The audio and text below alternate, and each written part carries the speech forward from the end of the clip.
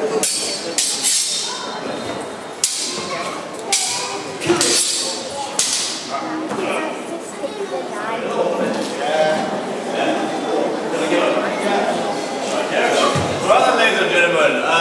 to the Royal Armory. My name is Mike, and the four-road loser today is Scott over there. We are part of the Military Experience team.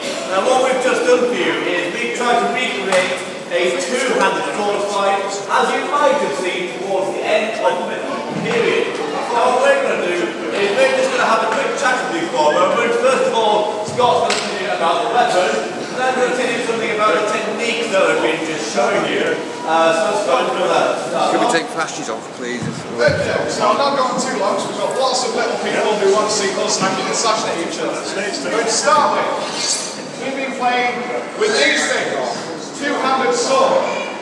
Now, generally, if we look at Hollywood, we get the impression that these things are very heavy. They're hard to use, they're cumbersome.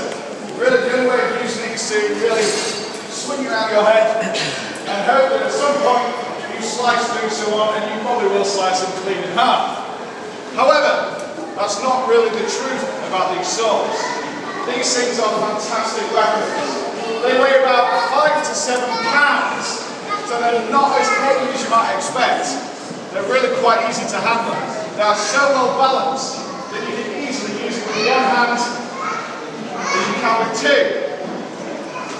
Also, we all think sword, the hacking, slashing weapon, using for the thrust. But that's not all of it. That's not everything you can do with a sword. Because using it this way, you have to do something quite silly. I'll borrow my demonstrate.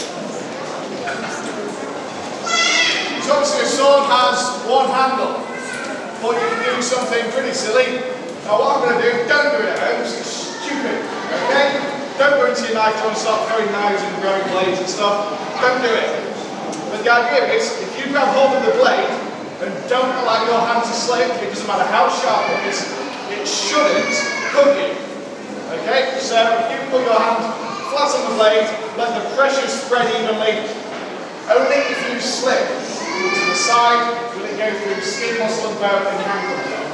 So it's important to get a good grip. But the idea is, your mate can drag you around all day and hopefully no blood. That's the idea behind it. This does mean you can do some really crazy things with the sword. So if Mike comes completely down my head back in the circle,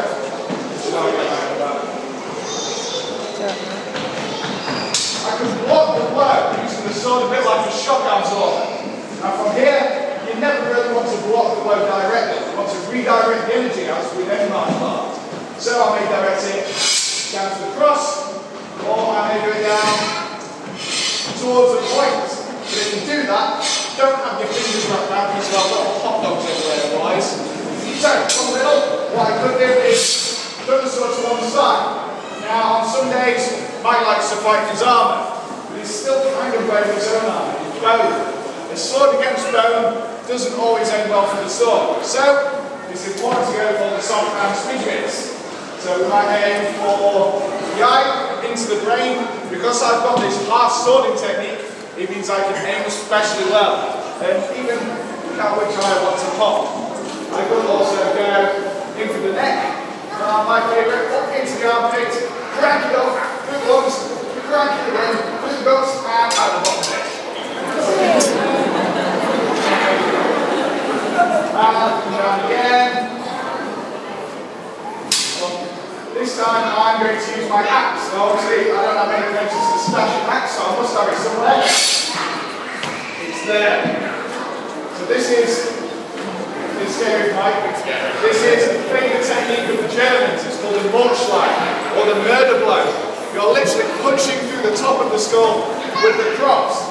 You can also use the cross to chip them up and finish them off. And finally, Mike is a bit of a cheeky chappy. And sometimes he is a little bit too cheeky. So we have to punish him a little bit, bring him back down to earth. And we do that with a damn good parlay. So final time, this time we're going to play that way, with the pommel of my sword, punch you in the face.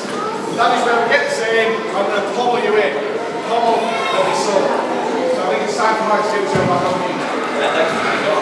Right, so it's all very well saying you can use a sword like that, but how do we know you can use a sword in these different ways? Well, to be honest with you, we've actually got manuals that tell us exactly how people fought in the medieval period. In fact, we've got 4 panels from the German fight manual, called the Fight Book or the French book, written by Hans Tauhofer, showing us 4 different techniques. So let's have a quick look at one of them. So this one's just here my favourite. We've got a guy in red and a guy in blue. It would seem somehow the guy in red has managed to get both swords, his and his opponent's, around the guy in blue's neck. At the same time, he is behind his opponent, giving him a great kick in the lower part of the back. Now, it's safe to say the blue guy is probably going to lose this, but how did he get himself into this position in the first place? Now, it's safe to assume we're not seeing a single move here. It's a bit like a comic strip. What it's actually showing you is a series of moves, kind of all happening at once in this one panel. So it makes it quite difficult to interpret. So maybe the text at the top here is going to give us a clue as to how we'll do this. Well, if we translate this text, all it says is that the seizure of blade slips through. And I don't know about you, but that could mean pretty much anything. So that doesn't really give us a clue. Because these fight manuals are not how-to books. They are memory aids for people who have already studied the art of sword fighting. They're not designed for you to go to a library, pick them up, and be a master by yourself in a few weeks' time. However, a few of our colleagues have studied these manuals in great detail, and they've managed to come up with a series of moves that mimics this quite well. And that's what we're going to show you. We're going to show you our interpretation of these moves. So, okay. Scott, what I'd like you to do is just take a cut towards my neck. Now, the first thing I have to do, of course, is block the blow, so I don't have my head cut off. Now, to see the blade, what I'm going to do now is grab hold of Scott. Now, like Scott said before, it's pretty silly really. I want to make sure my hand slips. I don't know what can't really let go what up to. So, quickly, I'm going to grab hold of this blade, I'm going to pull it off balance. First of all towards me, and then second of all towards him. So I've seized his blade, now I'm going to slip through. Which basically means jump behind him. Now, in doing so, I've managed to place both blades around his neck, and I'm in a pretty good spot, but I think I can do a bit better now. It's now time to give him that kick, which is my favourite bit, and Scott's least favourite bit, would you say? Yeah. I'm just going to do this nice and slow kick to the back, boost, and in the last place. All I'll do from this point on is move both blades across his neck and cut his throat. And that would be me winning the fight, and Scott, I would say, most definitely losing the fight. Now that is just one interpretation of that panel. In reality, there could be an entire set of different moves that you would need to do to get to that position. So that's just our guess.